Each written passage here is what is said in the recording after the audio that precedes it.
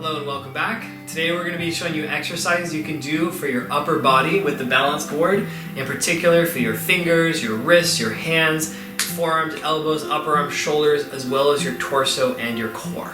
Yeah, so these are really important because often when we have falls, all right, it's our hands, arms, shoulders that get injured. So we really want to make sure that we have good range of motion. But really for this training, the strength, all right, as well as the bone density, all right? So just like we're working on bone density for our legs, all right, doing these exercises can help with that upper body resilience as well. Yeah, so this is really important. We want to help prevent falls, but if you do have a fall, this is likely where you're going to have an injury. A lot of people will fall onto their hands. That's where a lot of fractures and injuries happen. So if you're stronger, if you're more resilient, if you're more flexible, that's going to be not a big of a problem. So let's get started. There's basically 3 positions we're going to show you to start with. So take your balance board in front of you, and the first position is called the tabletop. So go ahead and spin a little bit more to the side. And so as you can see here, the hips are just above the knees and the shoulders are just above the wrists. So this is kind of your standard tabletop position. Okay, and so the balance board there has a lot of room to move and wobble around, and that's going to create strength around this whole upper half of the body. Okay, so that's the first position. The second one is your hips are still above the knees, and you can either walk your legs backward or you can slide your hand forward. But either way, what you're going to have is this vertical angle from knee to hip, but now the angle between the shoulder and the wrist is longer. Okay, so instead of it being directly under it, it's quite a bit in front. So yeah, you've opened up the angle. And this is great. It makes it a little easier on the wrists, and we'll give you some other ideas for that if you have wrists or hand problems, or we can try and make this a little easier for you. Yeah, so this is the easiest position. So we recommend to start with this position, and then the most challenging position now is a semi-plank. And it's basically now the shoulders are directly above the wrist, and the angle between the knee and the shoulder is in a straight line. So now a couple things that you want to avoid is sagging the back down, okay, so you don't want to do that, and you don't want to also like round and lift it up, okay, so you're looking to have a nice straight line between knee and shoulder. This is going to be the most challenging position. So if this is too hard, don't push it, okay, just bring your hips further back and take some of the weight off of your arms. Really important. You're going to be here a while, so make sure that you're comfortable, you're able to challenge yourself safely. And so some ways that can make it a little easier on your wrists or even your knees. So if you're on the floor for a little while, we have a lot of people saying that the knees can get sore. One of these balance pads, these little foam pads, can be really helpful either on top of the board, all right, you can kind of curl your fingers over, all right, it just feels a little bit nicer on the hands there, all right, or if your knees get sore, or both, having one under your knees. All right, this can make a big difference for any of our floor work we do in our videos. Yeah, definitely for the semi-plank, having something under your knees or a blanket can feel really good. Also, the surface of the balance board sometimes can be a little uncomfortable, so you may want to just put a thin layer. Some people I've seen have just cut an old yoga mat out and created a little pad, and it creates traction.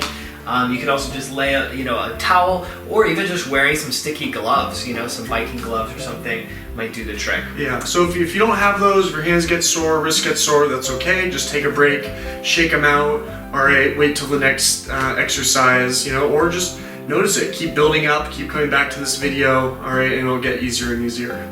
So we're going to start with some wrist and elbow warm-ups. So just start off and pick a good position. So you can start with the recommended position where you have the hips right above the knees and then the hands in front of the shoulders, not below them, okay? And then just go ahead and tilt front to back, front to back.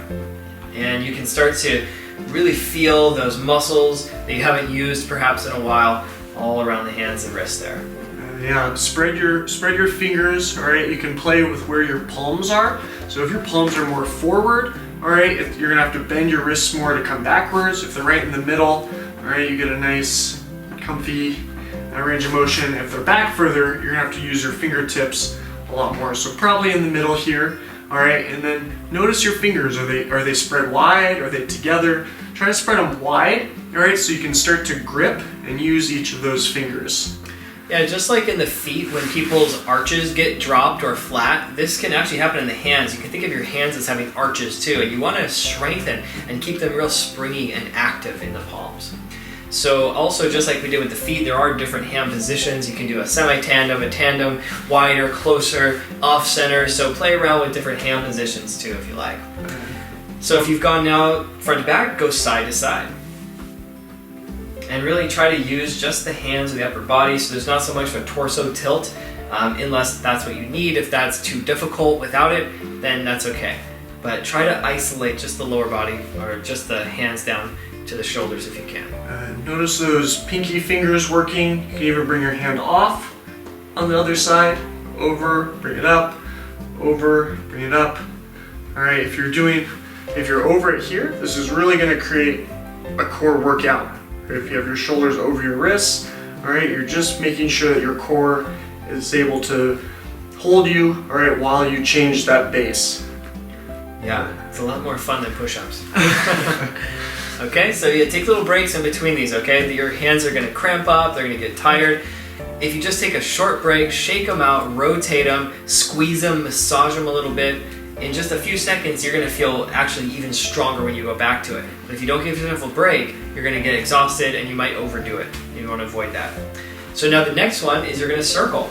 So just press the rim down and just go all the way around the circumference of the balance board there. I would say just go around twice and then come back around the other way. All right, because your hands will the board starts to rotate in that funny way.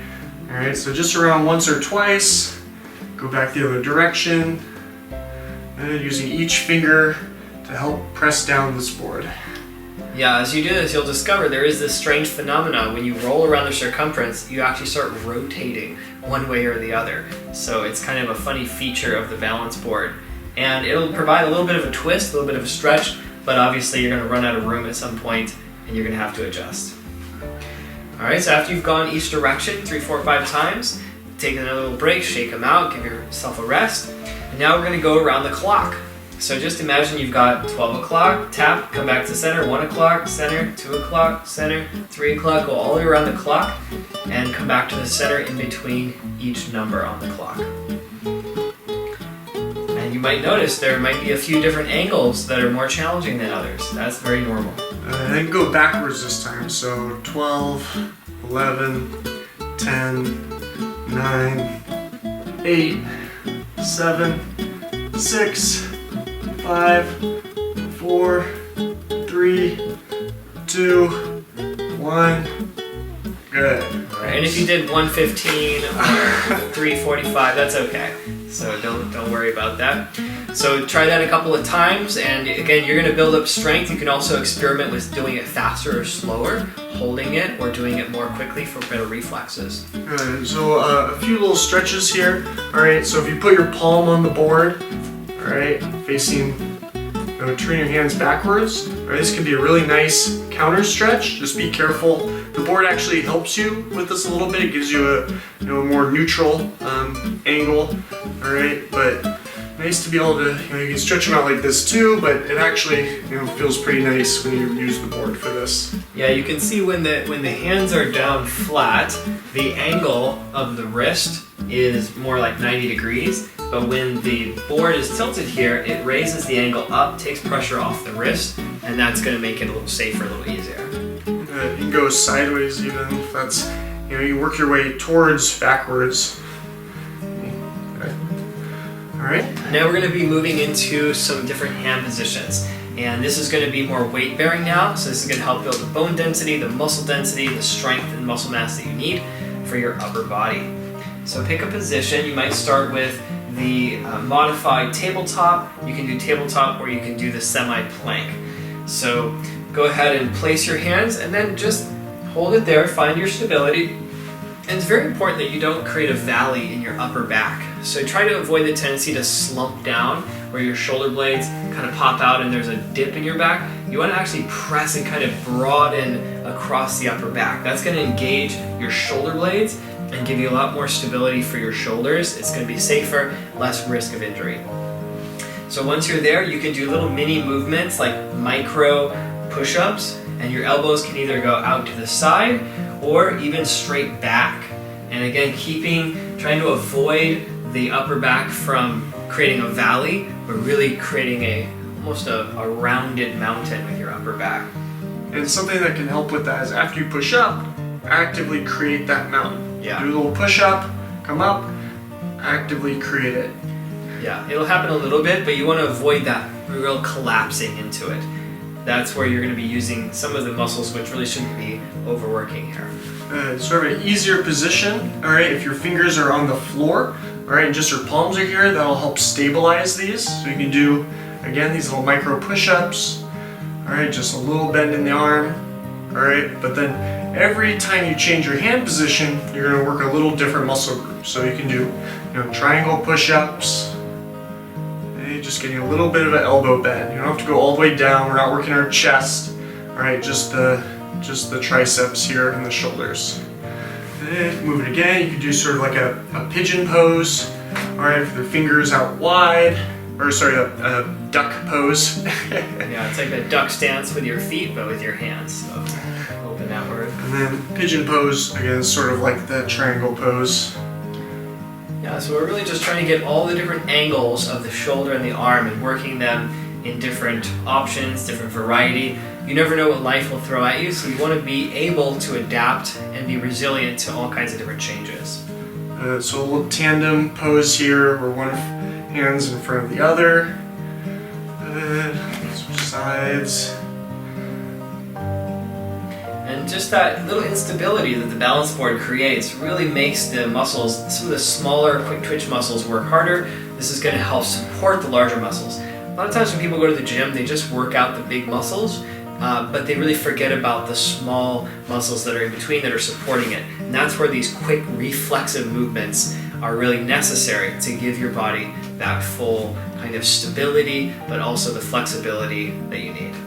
Thanks. All right, how's that feeling? That's good. Your wrists definitely, get tired doing these. So again, just take your time. Add a few of them into your other routines. Good way to do it. But yeah, we can keep moving up from our elbows to our shoulders more now.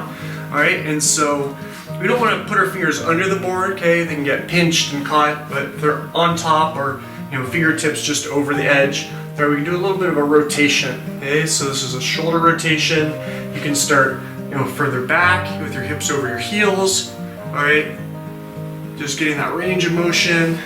Play with your hands. See how far you can rotate the board.